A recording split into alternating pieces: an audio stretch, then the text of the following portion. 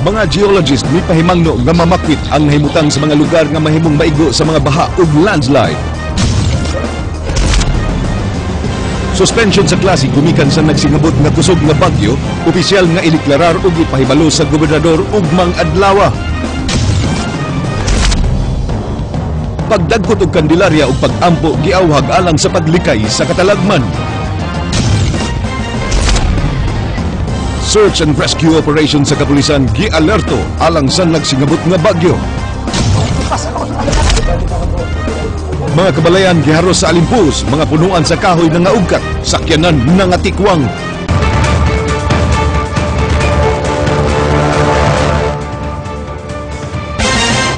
Maayong hapon Subo, Kabisayan ug sa uban pang mga dapit nga maabot ining atong Sibya. Ako si Frank Manilong Jr. Ihatod namo ang mga nagunang impormasyon. Ako si Georgia Herrera. Georgia, mga kapatid, human gideklarar sa Pag-asa kagahapon sa hapon nga nahimong low pressure area ang Tropical Depression Wilma, nakugang ang katauhan sa Kabisayan o pipila ka mga dapit sa Northern Mindanao o Southern Luzon tungod sa kakusog sa hangin nga dunay dalang pagpanugdog og dilat.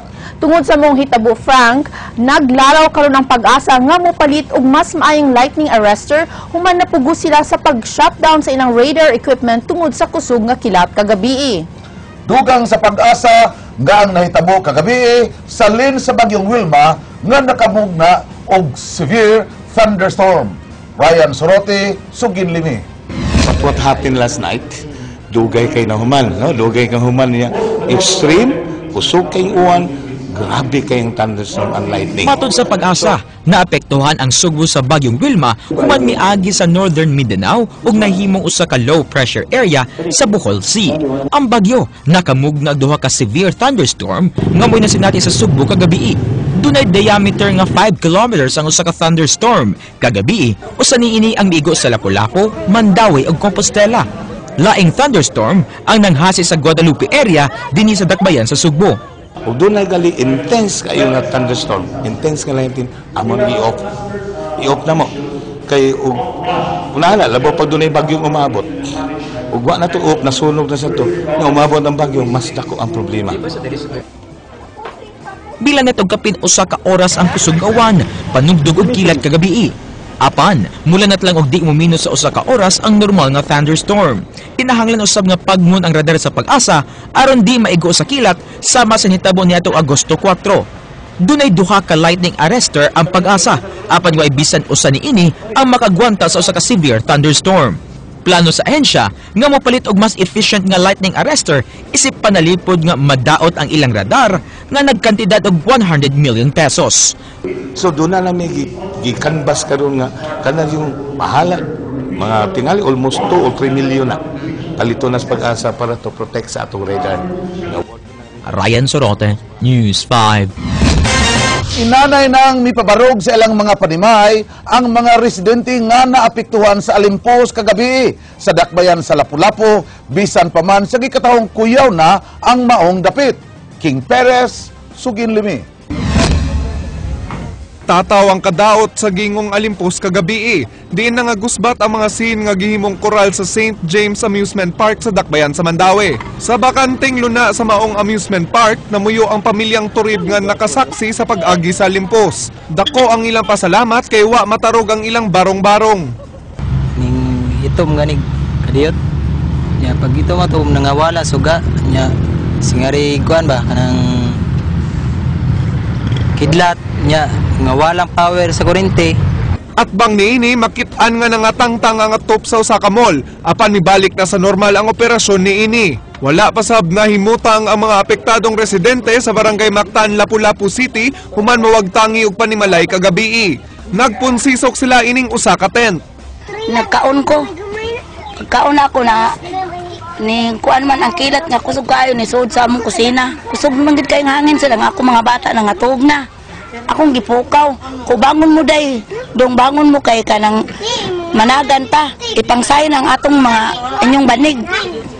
Di ni abli ko sa pultahan sir, pag abli na ko sa pultahan dili man mi kagawas kay kusog man gid kay ang hangin ug ang uwan ug kilat. Gani natrap sila sulod sa ilang panimalay ug kalit kining nahagba sa dagat. Igo lang sila magpaabot sa ilang barangay kung asa sila pabakwiton. Pipila ka mga residente diri sa Barangay Mactan ang labing nakalitan ug nawad-an og panimalay tungod sa miaging buhawi kagabi. Sama ni nga ang gibarugan karon kundi naggusbat ang panimalay ug nahagba diri sa dagat. Apan matod sa mga residente ning dapita nga kontinuod ang mga taho nga anaa gi super typhoon karong Biyernes, igo lang sila mamakwit ug mamalik gihapon ning dapita. Balik ni sir, wala milaing kapuyan. Makuyawan unta sir nga, wala mi mahimo, wala mami kapuyan. King Perez, News 5. Paliwa sa kusog nga hangin ug uwan inubanan sa kilat nga nasinati sa Metro Cebu mga pasado alas 7 kagabi atong balikan ang maong mga panghitabo. Ray Pasaporte, Sugin Limi. Dinhi sa North Reclamation Area nabalitok kining usa ka pasahero ang multicab nga atol sa hitabo, puno sa mga pasahero. Matod sa driver, way naangol siyang mga pasahero nga giingong nag-iyahay og sibat tungod sa kahadlok. So ang lang yung mga buhawi ito like, sa pundayo, kusog, pati kasuga na, nagbiyok tayo na, hindi na ko na maklaro itong, hindi na maklaro hangin, laga-itong na ako nakita da. Unya, ako na, natunguna nga, kani dire, nagpakapaka, pag dahil makapaka. Nangagusbat sab ang kural ug nangalukot ang scene ining usa ka amusement park. Sa barangay Luok, Dakbayan sa Mandaue, gibarabanang muabot og dulan sa 20 kabalay ang nangaguba og nawalis ang mga atop. Usa ka babaeng residente ang gikatahong naangol og daling gidala sa tambalanan. Ako silang gitawag, nakita ang ginakong hangin gid sir. Diha gyud ang atop sa RFM.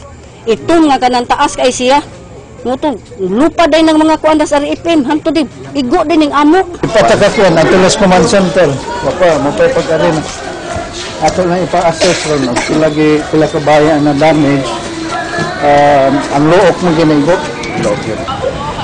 Dinhi sa sitio sa Akdos, Barangay Mactan sa Dakbayan sa Lapu-Lapu, nangabali ang mga sanga sa kahoy ug nibayad ang mga poste sa kuryente. Giingong milanat og pipila ka minutos una na agian ang karsada human sa clearing operation. Naglutaw sab sa dagat kining upat ka panimay nga nahimutang sa likod sa Mactan Shrine human kini nangalusno tungod sa hangin.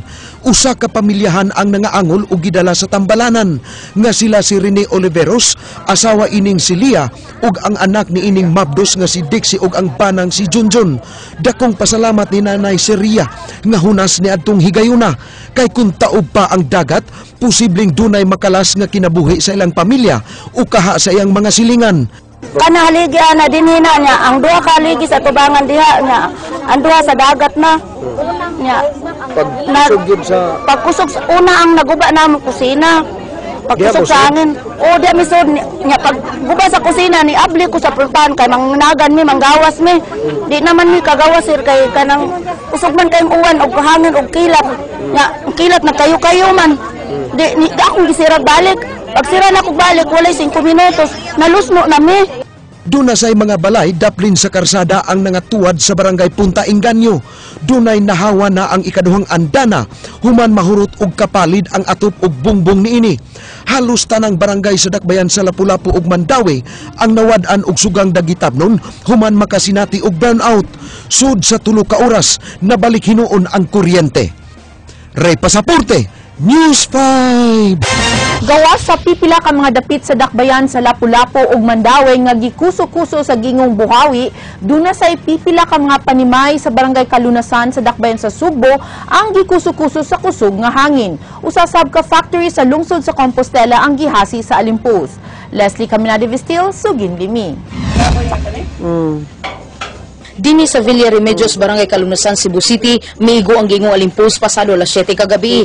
Dunay mga panimay nga nawadan og atop human naigo sa kusog nga hangin. Ang uban natumbahan sa kahoy. Maayo na lang kay way na unsa, wa sa makalihay kini mga dagkong kahoy. Matod sa mga residente nga nakit-an gyud nila ang kusog kayong hangin nga nagtuyok. Sa pagawas mo kani ipo-ipo, dumutong ang mga bata among gipapagawas dito sa kapilyatanan. Pagtanaw na namo ang mga atop hulbot naman. O din inubantayan ako pag brand out nga kita ng kuan langit. Wa ako kabantay nga nilupad akong atop pero ako nabantayan mao ang langit nga wa na ba nakita ng langit na wa na atop. Gipa-assess na ni Cebu City Mayor Michael Rama ang mga naapektuhan sa limpos kagabi sa syudad sa Sugbo. Basta inana nga mga di-qualify why not? sa lungsod sa Compostela, perteng gubaasab ining usa ka himuan og mga pang-export nga furnitures ug kaang nga nahimutang sa Barangay Estaca. Lakip nga nahugno kining panimay nga nahimutang sa likod sa mga factory. Duna say mga Pinoy-anan nga natangtangan og mga atop. Kining daan nga padung sa Purok Mangga, wa na maagii tungod sa mga punuan sa manggang nangatumba. Kusog ito yun. Murag yung nagtuyok siya nga. Ditso lagi palupad ang mga sihin lagi. Leslie Caminada Vistil, News 5.